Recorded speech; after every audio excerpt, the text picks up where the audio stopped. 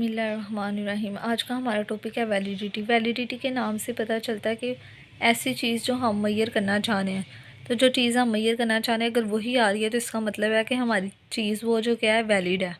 ठीक है, मिसाल के तौर पर अगर मैं चाहती हूँ कि मैं बच्चों की इंटेलिजेंस चेक करना चाह रही हूँ, मैं एक टेस्ट लगाती हूँ और उनकी इंटेलिजेंस उससे हाई लो कुछ जो भी पता चल रहा है, यानी कि उस टेस्ट से उनकी इंटेलिजेंस निकल कर आ रही है, तो इसका मतलब है कि वो टेस्ट इंटेलिजेंस के लिए वैलिड है। लेकिन अगर वही टेस्ट मैं उनकी पर्सनैलिटी चेक करने के लिए लगाऊंगी तो वहाँ पर वो टेस्ट वैलिड नहीं होगा। ठीक है, वैलिडिटी के आगे से 4 बेसिक टाइप्स हैं: फेस वैलिडिटी, कंटेंट, क्राइटेरियन और कंस्ट्रक्ट। कंटेंट वैलिडिटी में आगे 2 सब टाइप्स आती हैं: कंस्ट्रक्ट रिप्रेजेंट अंडर रिप्रेजेंटेशन और construct irrelevant variance. Criterion validity में 2 टाइप्स हैं आगे से: प्रिडिक्टिव वैलिडिटी और कनकरेंट वैलिडिटी। और कंस्ट्रक्ट वैलिडिटी में हम 2 तरह के एविडेंस देखते हैं: कन्वर्जेंट एविडेंस और डिस्क्रिमिनेंट एविडेंस, जो मैं अब आपको एक्सप्लेन करूँगी। सबसे पहले वैलिडिटी की डेफिनेशन आती है। वैलिडिटी का असल मतलब क्या है? Agreement between a test score और मैयर। टेस्ट स्कोर और मैयर का एक ही मतलब है। ठीक है, and the quality it is believe to measure, यानी कि मैं इस एग्रीमेंट का मतलब है कि जो मेरे टेस्ट के स्कोर्स आ रहे हैं और जो मैं मैयर करना चाहती हूँ वो दोनों आपस में एक दूसरे से मुत्तफिक हैं, तो फिर मेरा टेस्ट क्या होगा? वैलिड होगा। और एक और definition, does the test measure what it purports to measure, कि जिस मकसद के लिए टेस्ट बनाया गया क्या ये उसी चीज़ को मैयर कर रहा है कि नहीं। सबसे पहले इसकी टाइप है फेस वैलिडिटी।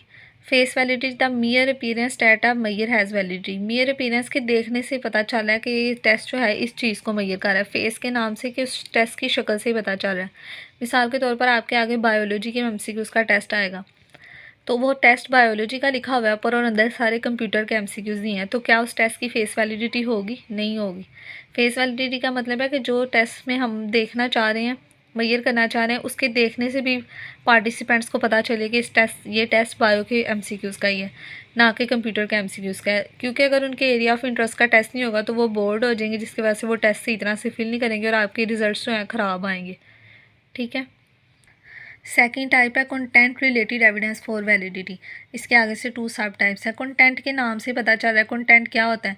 फॉर एग्जांपल, हम ज़िंदगी में अगर कोई वीडियो बनाते हैं या कुछ भी पढ़ते हैं, हर चीज़ का पहले हमारे पास एक कंटेंट होता है। अगर खाना भी बनाते हैं तो उसका एक कंटेंट होता है कि कौन कौन सी चीज़ें डालेंगे तो ये चीज़ बनेगी। ठीक है, इसी तरह उसने कहा है कि कंटेंट वैलिडिटी का मतलब है कि टेस्ट और measure consider the adequacy of representation of conceptual domain.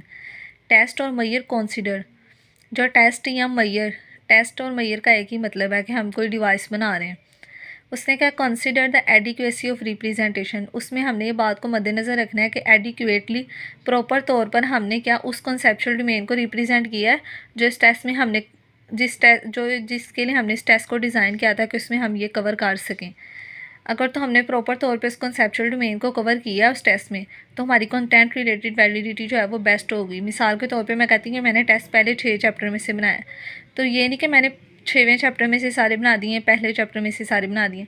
मैंने उन 6 चैप्टर्स में से, अगर मेरा 30 MCQs का टेस्ट है तो मैं 5-5 हर चैप्टर में से MCQs उठाऊँगी, तो यानी मेरी कंटेंट रिलेटेड वैलिडिटी जो है वो प्रॉपर तरह से पूरी होगी। ठीक है, और अगर ऐसा मैं नहीं कर पाती, ठीक है, मैं क्या करती हूँ कि उसमें से जो इंपॉर्टेंट कंपोनेंट्स हैं उस कंस्ट्रक्ट के, फॉर एग्जांपल कि मैं क्या कंस्ट्रक्ट मैयर करना चाह रही हूँ, मैं इसकी पर्सनैलिटी देखना चाह रही हूँ, तो हमारी पर्सनैलिटी में जो इंपॉर्टेंट कंस्ट्रक्ट होता है, कोई भी हमारी करैक्टरिस्टिक, कोई हमारी चीज़ जिसको हम मैयर कर सकें, तो अगर मैं उन चीज़ों को कैप्चर ही नहीं कर पाई अपने टेस्ट में, तो मेरा कंस्ट्रक्ट क्या होगा? अंडर रिप्रेजेंटेड हो जाएगा। और कंस्ट्रक्ट इररेलेवेंट वेरिएंस का मतलब है कि जब मेरे स्कोर निकल कर आएंगे तो जो फैक्टर्स मेरे टेस्ट में ज़रूरी नहीं थे ना, यानी कि मेरे कंस्ट्रक्ट में पर्सनैलिटी था लेकिन उसमें मेरे कंस्ट्रक्ट में इंटेलिजेंस नहीं था, लेकिन जो मेरे रिजल्ट्स आ रहे हैं वो इंटेलिजेंस को टारगेट कर रहे हैं, इररेलेवेंट फैक्टर्स को टारगेट कर रहे हैं, तो इसका मतलब है कि मैं प्रॉपर तौर पे अपने कंस्ट्रक्ट को मैयर नहीं कर पाई, मेरे जो स्कोर्स हैं वो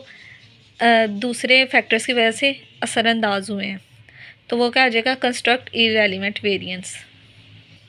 थर्ड टाइप है criterion related evidence for validity. Criterion के नाम से ही पता चल रहा है। ठीक है, इट जस्ट टेल अस, सिर्फ हमें ये बताता है कि मेरा टेस्ट जो है वो क्राइटेरिया के साथ मैच कर भी रहा है कि नहीं।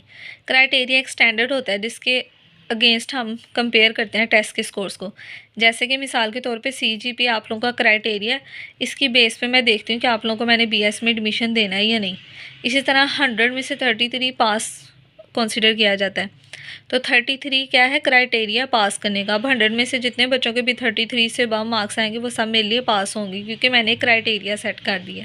ठीक है, क्राइटेरियन के आगे से 2 सब टाइप्स हैं। प्रिडिक्टिव वैलिडिटी, सबसे पहले प्रिडिक्टिव वैलिडिटी फोरकास्टिंग फंक्शन का रोल प्ले करती है। फोरकास्टिंग का मतलब कि मैं फ्यूचर के बारे में किसी की प्रिडिक्शन दे रही हूँ। ठीक है, जैसे कि मैं कह देती हूँ कि CGPA की बेस पे मैं आपको एडमिशन दे देती हूँ MPhil में। ठीक है, तो ये मैंने क्या कर दिया, प्रिडिक्शन कर दिया कि आपका CGPA अच्छा है, इसका मतलब है कि आप लोग MPhil में भी अच्छा ही परफॉर्म करोगे। ये होती है प्रिडिक्टिव वैलिडिटी के उसकी किसी पास्ट कोर्स पे, पास्ट एक्सपीरियंसेस की बेस पे उसका फ्यूचर प्रिडिक्ट करना प्रिडिक्टिव वैलिडिटी में आता है। कंकरेंट वैलिडिटी का मतलब क्या है, comes from the assessment of simultaneous relationship between the test and criterion. यानी कि इसमें पहले कंकरेंट का मतलब है साथ साथ मैं टेस्ट लगा रही हूँ और साथ साथ इसकी असेसमेंट करती जा रही हूँ। मिसाल के तौर पे मैं बच्चों को लर्निंग डिसेबिलिटी टेस्ट लगा रही हूँ उनके ऊपर और उनकी स्कूल परफॉर्मेंस चेक करती जा रही हूँ। जिन बच्चों में लर्निंग डिसेबिलिटी है उन पे मैं टेस्ट लगा रही हूँ और उस हिसाब से उनकी स्कूल परफॉर्मेंस को असेस कर रही हूँ कि ये बच्चा कितना डिसेबल है, किस हद तक लर्न कर सकता है और उसकी स्कूल में परफॉर्मेंस कितने % आएगी। यानी कि मैंने उसी टाइम वो टेस्ट लगा रही हूँ उनके ऊपर और साथ साथ उनकी परफॉर्मेंस जो है प्रिडिक्ट करती जा रही हूँ। तो ये कंकरेंट है, यानी कि साथ साथ असेसमेंट करना और साथ साथ रिजल्ट्स देना। अब इसकी 4th टाइप है construct related evidence for validity. Construct क्या होता है, अभी मैंने आपको बताया कंस्ट्रक्ट हमारी कोई कैरेक्टरिस्टिक, कोई एट्रीब्यूट होता है जो हम बनाते हैं through a series of activities. एक रिसर्चर जो होता है कंस्ट्रक्ट किस तरह से बनाता है, डिफरेंट थेरीज बनाता है उस कंस्ट्रक्ट के बारे में, उस कंस्ट्रक्ट के बारे में बहुत ज़्यादा पढ़ता है। मिसाल के तौर पर पर्सनैलिटी एक कंस्ट्रक्ट है और पर्सनैलिटी के अंदर हमारी बहुत ज़्यादा चीज़ें आती हैं। ठीक है, तो उन सब चीज़ों को उसने उसके अंदर कवर करना है। तो कंस्ट्रक्ट जो होते हैं वो बहुत मुश्किल से डिवेलप होते हैं। ठीक है, उनके पीछे बहुत वर्किंग होती है, बहुत ज़्यादा थेरी सपोर्ट कर रही होती हैं, बहुत ज़्यादा उसके पीछे उन्होंने रिसर्च की होती है।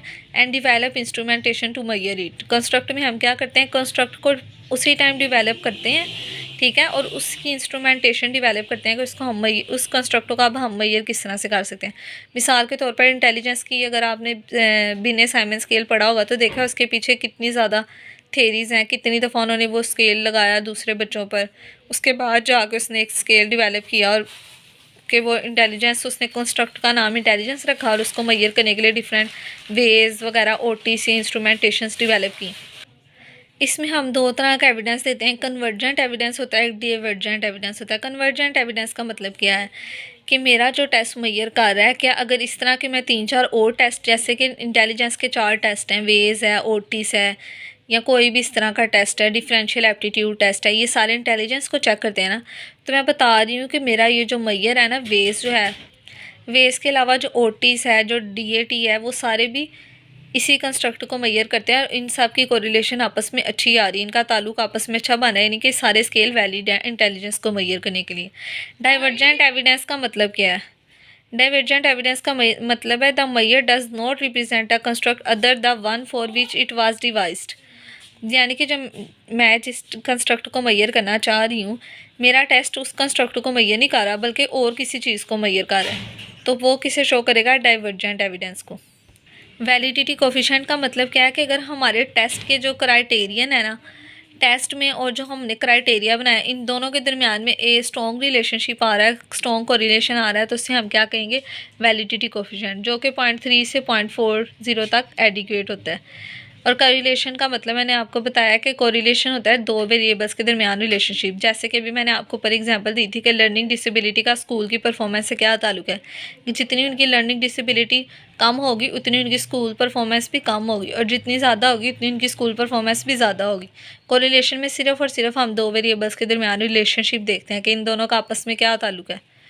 ठीक है, जैसे मैं कहती हूँ कि एग्ज़ाम एंजाइटी वो हमारे एग्ज़ाम के परफॉर्मेंस पे इफ़ेक्ट करती है, यानी कि जिन बच्चों को एग्ज़ाम की एंजाइटी होती है उनके जो पेपर में मार्क्स हैं वो उससे कम होते हैं, उसकी वजह से वो एंशियस हो जाते हैं, जिसकी वजह से उन्हें बहुत सी चीज़ें भूल जाती हैं। ठीक है, तो एग्ज़ाम एंजाइटी क्या करती है, हमारी एग्ज़ाम परफॉर्मेंस या स्कोर्स पे इफ़ेक्ट करती है। तो इन दोनों का रिलेशनशिप चेक करूँगी तो वो क्या